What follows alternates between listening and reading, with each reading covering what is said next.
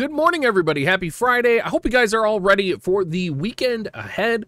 Today, we're going to be talking about the game as a whole. How does it measure up right now? Where do I feel like the game's at? What are the pros and cons? How's the pity system looking? We're going to talk about where we were in the beginning, where we're at now, and how long I think this game has got left in it.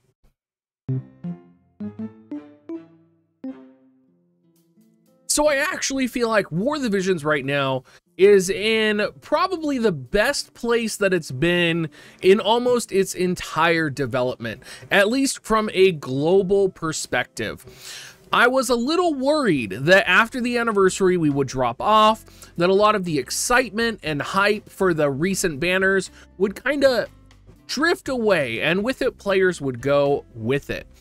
However, it looks like people are sticking around, and a lot of it has to do with quality of life changes, pity changes, and Gummy is making small adjustments as we go, which seem to just keep getting better and better. And if the future forecast of what's coming on the JP side is going to be coming for global, I'm pretty excited. So what have these changes been? Why has the game been absolutely great to play, and why do I think it's going to be continuing to be successful? Well, I think probably the first and foremost issue that has mostly been solved is the stability for the game. The game was in an absolutely what I would call unplayable situation for quite a long time. They said they were working on it, but really what was happening was they were just waiting for a version update to come. We know that they didn't change the game to fix it. They just uploaded the new version from the JP client. Now, this was quite a big letdown, and honestly, I wish they had worked on it sooner. You shouldn't have to wait 4 months for a fix, but now that it's finally here, it's nice to finally do matches and not be disconnected constantly. It's nice to be able to play on an emulator, and you have to give credit where credit is due. They did finally fix it. And I feel like stability-wise, bug-wise, the game is in a pretty good place. Now let's talk about some of the quality of lives that have come around, specifically regarding the pity system and the token system. One of the biggest problems I felt was that when you spent on this game previously, you were basically buying Visior, and it didn't feel like you were getting much. And there's also the problem of double cost units. And kind of the way that they mitigated this more recently is that they have increased the rates, right? And they did in JP as well for King Mont. They kept the price of his shards the same, but they also implemented the token system. And the token system has been around for a while now, but it basically lets you pull a banner for like 2K paid Visior and you get 100 tokens. This is huge, right? This enables you essentially, if you look at this in retrospect from where the game was, right? Getting 100 tokens is essentially like getting 100 King Mont shards. King Mont shards are double cost, right? So that means that 10 King Mont shards essentially would cost about 1,000, right? So 100 King Mont shards would be about 10,000 Visior. So you're basically getting 2K paid Visior, you're getting a 10 pull. And you're getting 10,000 Visior worth of shards for that unit as well. Previously, we would not have gotten any of that. We might have gotten a guaranteed UR. So for players who are spending money on the game, whether you're a minnow, whether you're a dolphin, they have rewarded the players this way. And I think it's a big deal, right? Because the players who are spending are the players who are really, at the end of the day, maintaining the game. So I think for maintaining their players, this is important. Alongside of this, for both paying and non-paying customers or players, right? I think the summon system change has been pretty important, and the pity system change. So if we go to the summon menu here, a great example is on the King Mont summon now. If you pull, the pity gauge will go up no matter what, whether or not you pull a UR unit. Previously, the pity gauge would have been only going up if you did not pull a UR unit. So the fact that we're getting a guaranteed pity pull for King Mont every 5 pulls is great, right? It's a 25% drop rate. It's significantly better, whereas previously you might have had to pull 8 or 9 times before you filled that pity bar. Not only that, but they also implemented a feature where you can buy King Mott shards, right? Or you can buy King Mott directly for summon medals. So if you spend 40,000 Vizier, it could be free, it could be paid, on the featured Mott banner, you are guaranteed to get him because you can purchase King Mott with the tokens. Not only that, the tokens are also available on the Phoenix banner, right? So if you pulled on the Phoenix banner, you get 500 tokens. So really, you would only have to spend about 30,000 Vizier on the King Mott bundle, or 30,000 Vizier on the King Mott pull in order to pity pull King Mott. This is great. For players who have been playing this game for a long time, this has been a long requested feature, and I think the one thing that we really want to ask for is that this stays in the game. I think this is so vital, and we already know that there is going to be a pity system in place for the Final Fantasy VII banner that's upcoming, but I would really like to see this stay in the game for all of the units, right? I think it's really important that we do have this guaranteed pity system, because you want to make sure that you're keeping your customers, your players happy. And for people who just have terrible luck, there is always going to be light at the end of the tunnel. Sorry, Orange. I know. You know, just keep thinking about Orange, you guys. Just keep think about him. Think about his wallet, right? That guaranteed pity for him, absolutely wonderful and absolutely great. Now, in terms of other quality of lives that kind of haven't showed up yet, the Soul Metal Shop quality of life hasn't really appeared yet. I would like to see that implemented soon. But while we're talking about the shops, let's talk about guild battles, right? And the guild shops, because you have access to Ziza now. Being able to get Ziza, max her TMR to get Ziza's bells, basically for free. Also, you can get a free Luartha, a free Whisper. Come up to friend medals, you can get a free Ildzira, who is one of the best farming units in the game. You get a free Ketone, nobody cares about Mashery. Like, these are great quality of life for newer players, right?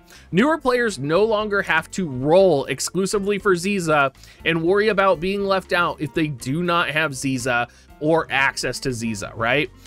Very similar, they have access to a calculator unit who can heal, who can deal damage, and who can farm efficiently. Some of the other things that have been going on, we've gotten some really good collaborations, right?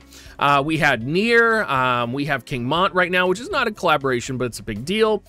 We have great units coming out. We have Black Rose Helena. We also have Final Fantasy VII coming in the future. I'm a little cautious about Tomb Raider, but again, usually like they did with FFBE, Tomb Raider came not with just like Lara Croft, but it did come with like the Explorer unit series. So I would be really excited to see if we do get some of the Explorer units like Explorer Eileen when the Tomb Raider collaboration does come out, because I do think that could actually make it worth it. And I think it could be pretty good. Let's talk about the storyline too. The storyline has definitely concluded its first chapter arc, and I would say it's worth playing through. There's definitely some questionable decisions, but you can see things being set up in a better way for Season 2. Already we have the interlude right now, which was just released this week, which is actually pretty good. And I think the storytelling is a little bit better. The characters that are interacting with each other are a little bit better. And I'm hoping going forward that it's just going to continue to be more of a mature plot. And I'm not going to ask some of the questions that I've asked in the past, like, what the hell are you doing, right? Like, I think for the first 6 chapters of the game, it was running back and forth through the woods between different castles. And thankfully, I feel like we're beyond that now. We're in a little bit of a different era. And I feel like maybe a little bit more time is being spent on the storyline. Let's talk about some of the cons of the game, some of the changes that we would still like to see, some of the things I'm still thinking about right now. Specifically, I'm thinking about player versus environment, because for me, PvE is the main focus of the game. I think that in terms of PvE, the game has kind of taken a step back. And I don't know if that's just because content hasn't been escalated in difficulty enough, or whether or not some of the more difficult PvE content hasn't been released yet. PvP, no doubt, is thriving right now because we now have a watch feature. We have content creators who are putting on tournaments for it, right? Like, it's a thriving environment. But PvE almost feels too easy, right? When we have the Glacial Raid right now that came out, and people are able to solo it with a 120 King Bont, that's a bit of a letdown, right? Like, I feel like clearing raid content should be something that is challenging, that is difficult. But at the same time, I know that turned a lot of players off back in the day. It turned me off back in the day when you had to have a specific unit for raid, when you couldn't solo the raids. But there is an element of like, it's just a little bit too easy and it's a little too favored towards people who pulled the newest and greatest unit, right? At least the last 2 raids have felt that way. Some other things in terms of PvE content, I'm really kind of, you know, feeling like I want just that second wave of content. I want the tower content that's coming out next week. I want the level 120 content. I want select quests. And I'm just interested to see how it comes about and how kind of these brutal difficulty challenge missions do, because I want to get into this difficult content, make guides for this difficult content. That's what I enjoy doing. And I feel like there's just not enough of it right now. Some other cons kind of to think about, and these aren't really cons, but they're more like kind of quirks of the game right now. And I do think the game is very difficult to get into, and I think there's very little direction when you hop into this game. And I think that lack of direction is difficult for a lot of people, because when you jump into the game, you don't know what units you need to level, which units are good, right? Because War of the Visions is a very different game. There is definitely like the A tier meta, but in order to have that A tier meta, usually you need like some B tier units leveled, like Ziza for her TMR, right? Like, you need this like backdrop of units to be effective. So it's difficult for new players to come in figuring out, you know, what should I pull for? What should I plan for, right? Because there's 20 different units they could pull for and go for, depending on whatever composition they're going for. So if you come in, just pull some random units and dive into the game, which personally I think is the best way to play the game, you might find yourself lost and wandering for a bit, especially if you're not someone who's going to seek out YouTube content guides or coming to Twitch. Overall, I would say the game is in a fantastic spot right now. I was definitely concerned pre-anniversary, particularly with the numbers that the game was putting out.